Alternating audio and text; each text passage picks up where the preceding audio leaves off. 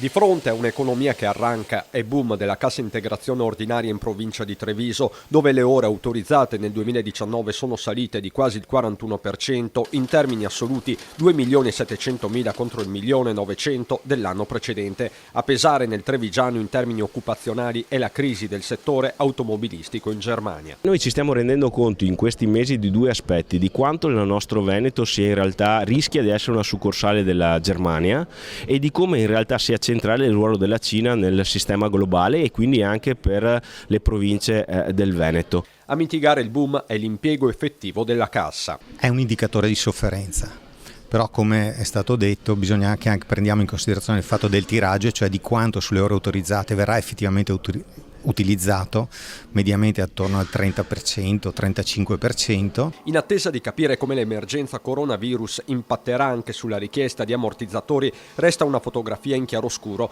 Il 2019 ha visto un crollo del tessile e dell'abbigliamento, meno 7,6% la produzione. Di contro risale la china e non era affatto scontato il settore del legno con un più 3,5%. Chi va male, anzi malissimo, è il commercio al dettaglio con la chiusura solo nel trevigiano di 200 negozi nei centri urbani, dai paesi alle città, un disastro annunciato.